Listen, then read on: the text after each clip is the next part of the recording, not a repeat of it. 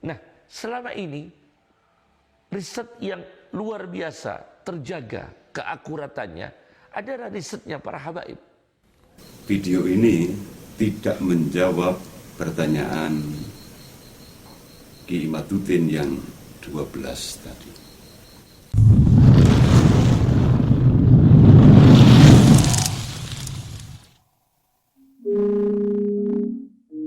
Assalamualaikum warahmatullahi wabarakatuh. Jumpa lagi dengan channel Sidul Magelang. Kali ini saya ingin membahas lagi yang sebenarnya video ini sudah lama sekali, sekitar 1 tahunan. Namun karena video ini sering diunggah di WhatsApp, di grup kami sebagai hujah ataupun sumber para muhibbin. Kebetulan teman kami itu ada yang masih muhibbin akut. Jadi sering mengunggah yang video yang sebenarnya sudah lama, 1 tahun diupload oleh yang punya channel ini.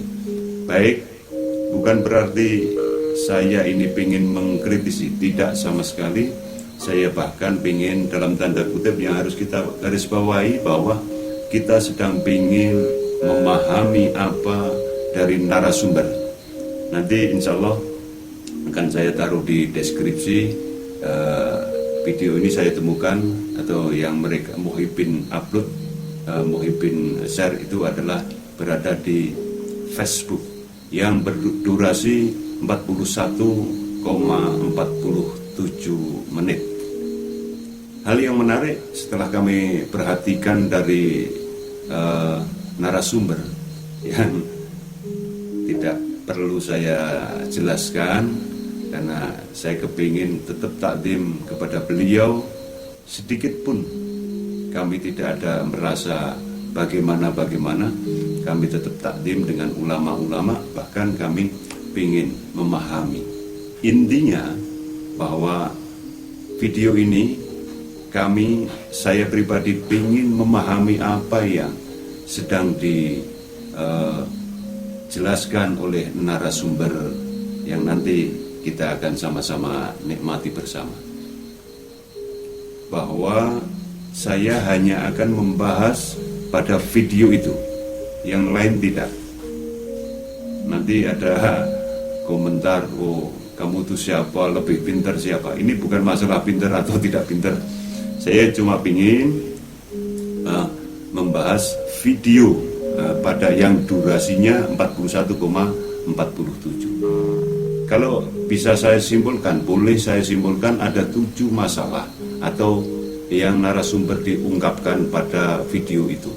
Yang satu menjelaskan bahwa siapa Ahlul Bait itu, yaitu kerabat Nabi. Ini di menit 1:30 sampai 3:52. Juga di poin yang 2 dan 3 ini sama. Artinya Duriah Nabi itu bisa disebut kerabat Nabi, Ahlul Bait, atau bisa disebut putra putri. Ini sampai pada poin yang ketiga. Kesimpulan keempat yang bisa kami tarik bahwa narasumber menjelaskan bahwa orang Arab ini punya kehebatan, diantaranya yaitu berlayar dan berdagang. Ini mencapai puncak keemasannya pada masa Malik Ibrahim dan Sunan Ampel. Berarti kira-kira abad 15, 14, 15-an ini. Karena ada Sunan Ampel ini pada menit ke 11 dan 10 sampai 11:10 sampai 20:20. Kesimpulan yang kelima tentang Habib Ali bin Muhammad bin Husain Al-Habsyi yang diholid di Solo.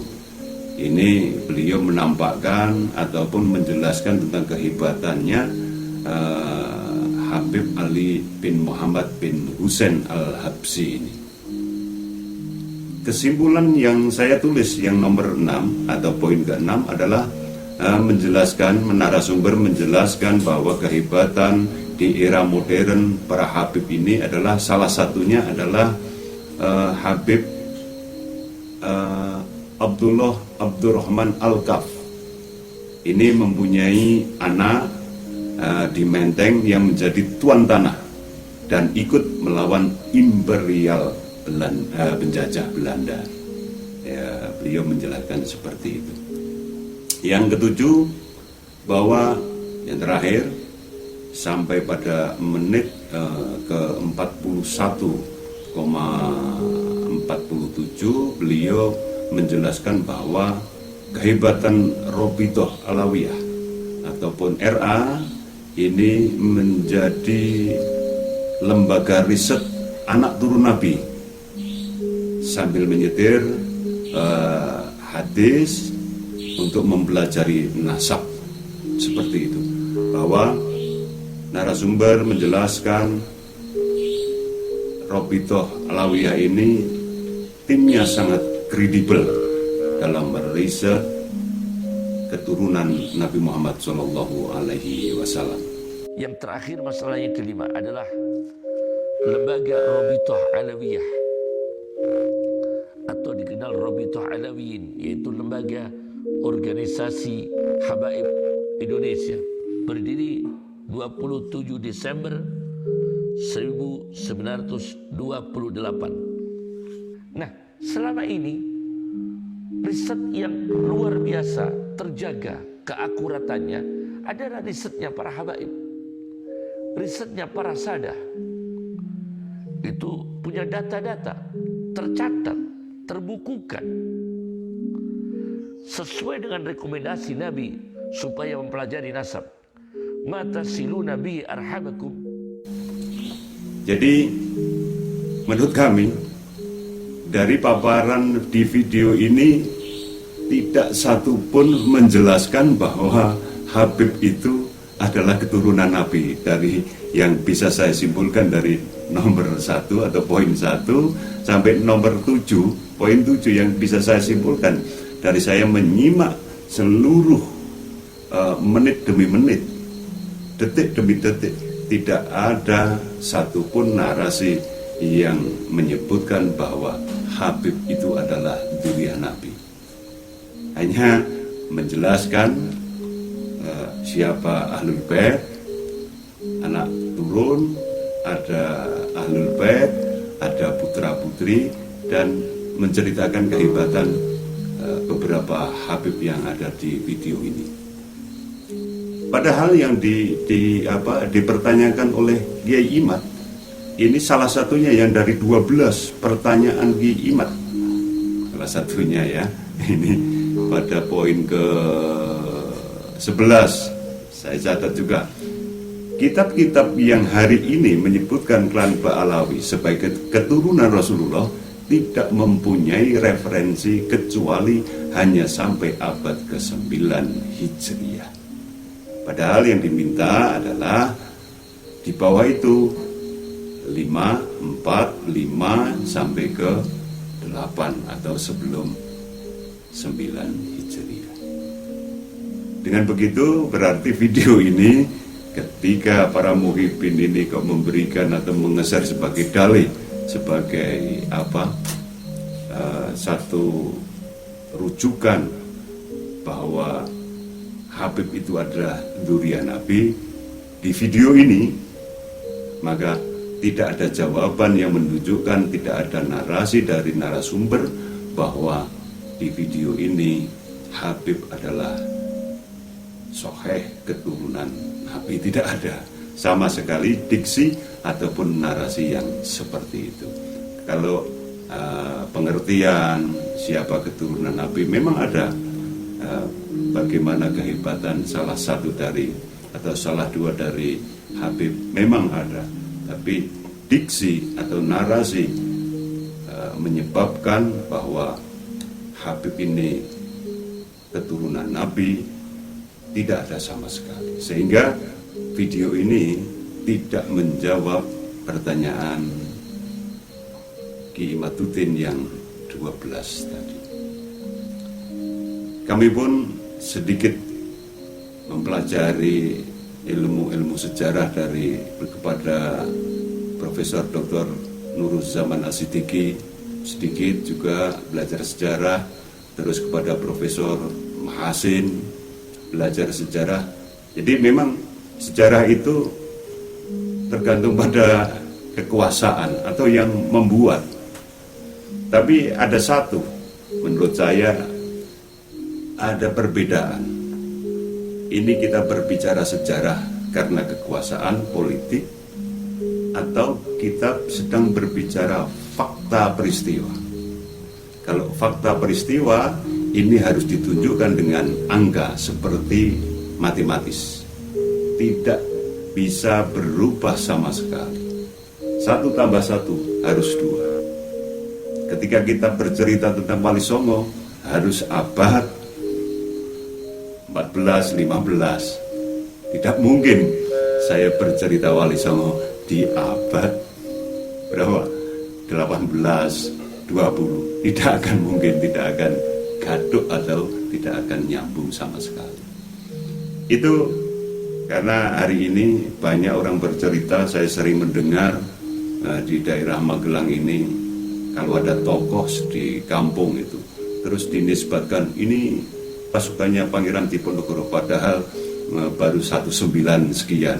Nggak nyambung dengan Pangeran Diponegoro, karena Pangeran Diponegoro harusnya si orang tadi atau si tokoh tadi harusnya 18, 25, 30, ya mundur-mundurnya tinggal 5, 40 lah, begitu, atau sebelumnya 18, 20 lah, seperti itu paling tidak kalau mau diakukan atau akan dinisbatkan sebagai pahlawannya atau pasukannya Pangeran Diponegoro. Harusnya seperti itu.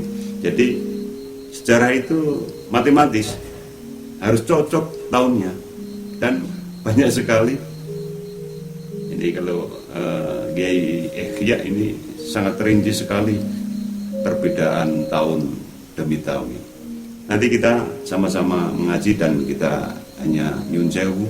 Saya tidak bermaksud apa-apa, hanya ingin menjawab saja. Sebenarnya video ini sudah sangat lama dan mungkin sudah tidak update lagi untuk menjadikan alasan ataupun sebagai barometer bahwa tokoh ini mengatakan bahwa Habib adalah keturunan Nabi. Sama sekali di video ini tidak menunjukkan diksi ataupun narasi yang seperti itu. Satu lagi alasan teman saya yang share di grup WhatsApp tadi, bahwa katanya sudah sugroh wal istifadoh. Kalau tidak salah, maknanya adalah terkenal dan viral. Kira-kira begitu menurut pemahaman saya. Kalau cuma masalah viral dan terkenal, ini nyun sewu. Saya waktu kecil itu sempat tertipu juga oleh Niki Kosasih, bahwa siapa yang tidak tahu dengan sandiwara radio Brahma Kumbara. Saya pikir waktu itu ada benar. Di zaman Majapahit dan Pajajaran itu ada seorang raja yang dikdaya, kesatria Madangkara yang adil, pokoknya luar biasa, dengan Mantili, dengan siapa yang Harnum, terus siapa lagi itu teman-temannya, termasuk juga Mak Lampir, ada juga film Wiro Sableng dan lain sebagainya, juga Arya Kamandanu. Itu sugro wal istifadoh juga. Saya waktu itu benar-benar yakin bahwa ada Brahma Kumbara, benar-benar nyata. Ternyata kita tertipu oleh Niki Kosasih. Itu sugro wal istifadoh. Siapa yang nggak kenal?